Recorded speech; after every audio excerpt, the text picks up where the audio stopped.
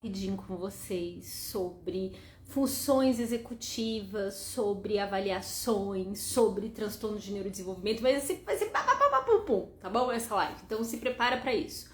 Qual é a questão que eu sinto muitas vezes, que é uma dor dos profissionais e às vezes eles não identificam essa dor? É conseguir entender as bases dos transtornos de neurodesenvolvimento.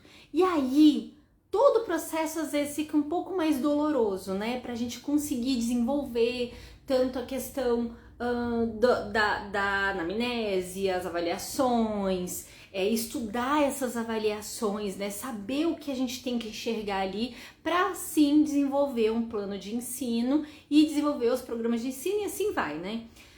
Gente, assim, primeira coisa que nós temos que entender sobre os transtornos de neurodesenvolvimento é que normalmente eles não vêm só. O autismo é um dos transtornos mais comórbidos que a gente tem. Então, assim, normalmente o autismo ele vem com TDAH, com uma deficiência intelectual. Não é raro isso, gente. As pesquisas trazem esses dados para nós. Se você pegar pesquisas antes de 2003, você vai achar... 2013, você vai achar alguns dados diferentes do que a gente tem hoje, porque os critérios diagnósticos mudaram. Então, assim, essa é a primeira questão. Vocês precisam entender a fundamentação dos transtornos de neurodesenvolvimento. Isso daí é muito, muito importante. Isso daí é o primeiro passo. E hoje eu fiz uma postagem justamente sobre isso, sobre as principais alterações que tem, que são as tais funções executivas. Então, o que eu recomendo para vocês? Que estudem essas alterações. Hoje eu postei um artigo, nota 1000, lá nos meus grupos, né, nos meus grupos do Telegram, nos meus grupos do WhatsApp, que é dever de casa para vocês lerem, entender melhor sobre funções executivas. Artigo gostosinho de ler, gente, uma delícia de ler, para que vocês entendam o que é uma função executiva e comece a observar no seu aprendiz, no seu filho, o que são essas funções executivas, né? Então, assim, eu dei o exemplo da atenção no meu post, mas a gente tem várias outras questões. Então aqui eu falei para vocês, né, que foi o exemplo que eu dei, que é no meu podcast, que eu gravo meus áudios. Vou fazer agora aqui para vocês. Digamos, vamos lá, vamos seguir aqui na minha casa, vocês vão conhecer um trechinho da minha casa, que eu estou no chão da minha casa. Vamos lá. Vou apresentar para vocês o meu bebedouro. Esse é o bebedouro da minha casa, gente. Prazer, bebedouro vocês. Digamos que esse bebedouro esteja aqui e eu não tenha nenhum copo para tomar água. Não tenho copo, não tenho nada para tomar água, eu só tenho um bebedouro. Qual é a solução que eu posso ter aqui? Então, assim, você vê, eu não tenho copo, mas eu só tomo com copo. Então, eu tenho que flexibilizar uma solução. Uma solução é, eu tô com a mão aqui, com o celular. Uma mão eu vou abrir isso daqui, colocar aqui e tomar assim, né? Isso é uma solução. Então você vê quantas coisas, quantos processos eu tive que fazer para solucionar isso, para eu tomar água. Isso é um comportamento. Comportamento, eu tô querendo tomar água. Consequência vai ser tomar água, eu vou ficar tranquila porque eu estava com sede. Então, no momento que a gente entende que a gente está ensinando comportamentos para o nosso aprendiz, todos esses comportamentos vão exigir as tais funções executivas. Então, assim, não tem como a gente estudar de forma isolada funções executivas. A gente tem que entender todos esses processos e relacionados aos comportamentos que a gente vai estar ensinando para o nosso aprendiz. Então, basicamente é isso, gente. Não tem como isolar uma coisa da outra. A gente tem que aprender as coisas de forma conectada. Isso daí é uma outra briga que eu tenho muitas vezes, que eu já tive, hoje em dia eu já não tenho não, porque eu nem dou mais bola para isso, com analistas do comportamento, que acha que basta estudar análise do comportamento e você sabe tudo. E eu acho que assim, gente, eu sou engenheira, para quem não sabe, a minha formação é engenharia, eu fiz várias engenharias e assim... Na engenharia a gente estuda muitas ciências, a gente não estuda uma ciência só, a gente estuda, por exemplo, você vai fazer engenharia mecânica, você vai aprender ciência dos materiais, você vai aprender metrologia, você vai aprender termodinâmica e todos eles são ciências. Mesma coisa se você vai lidar com uma criança. Você é um fono, você aprendeu várias ciências quando você fez fonoaudiologia.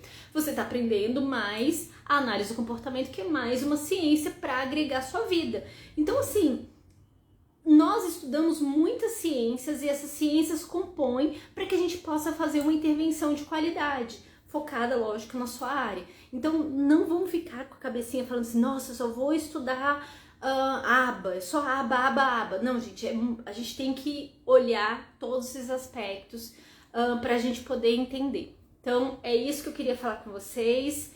Entre nos meus grupos, né, do WhatsApp, do Telegram, que eu sempre tô mandando áudio lá, conversando com vocês, mandando coisas. E eu tava com muita vontade mesmo, de chamar vocês pro Telegram para que a gente tenha uma conversa ao vivo, de graça mesmo. Vocês entram lá no grupo do Telegram, eu abro um bate-papo ao vivo pra gente discutir um caso fictício, sabe? Um caso, pegar assim uma avaliação pra gente discutir e eu quero que vocês desenvolvam esse raciocínio de olhar esses déficits. Porque o que acontece muitas vezes? A pessoa faz a avaliação lá do VibMap e acha que é copiar, colar ali no PEI e transformar esse programa de ensino, e não é assim. A gente tem que olhar o que as barreiras, a gente tem que olhar as preferências, a gente tem que olhar o repertório, fazer uma composição e através disso a gente vai desenvolver o PEI e com isso desenvolver os programas de ensino. Então a gente tem que ter esse olhar de forma geral e, lógico, se pautando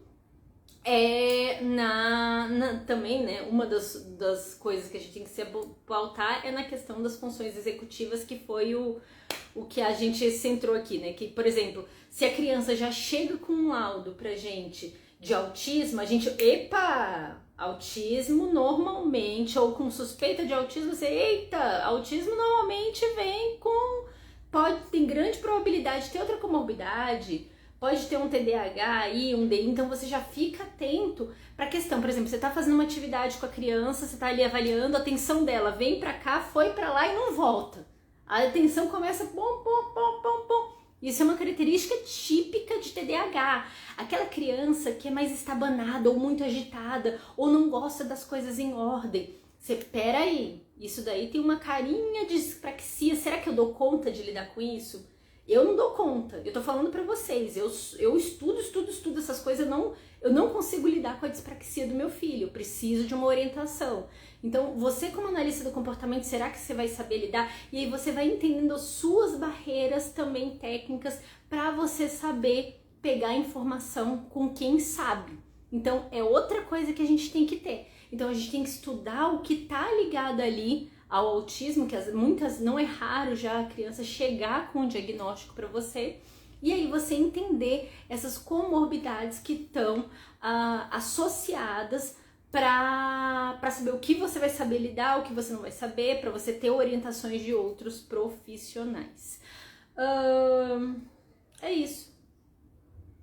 É isso que eu tinha pra falar pra vocês e até mais. E outra coisa, essa live daqui não vai ficar no Instagram, vai ficar no YouTube, tá bom? No meu YouTube, então basta vocês entrarem em daniacf.com. Entrem nesse endereço que vocês vão poder entrar no meu YouTube e assistir essa live íntegra. Beijo pra vocês, gente. Até mais. TOD é associado ao autismo também. Tem uma pesquisa maravilhosa. Eu vou colocar aqui, ó. Deixa eu ver se essa pesquisa ainda tá no meu... Aqui, ó. Tira print da tela. Tira print da tela, que tá aqui a pesquisa. Tá certo? Beijo pra vocês. Até mais.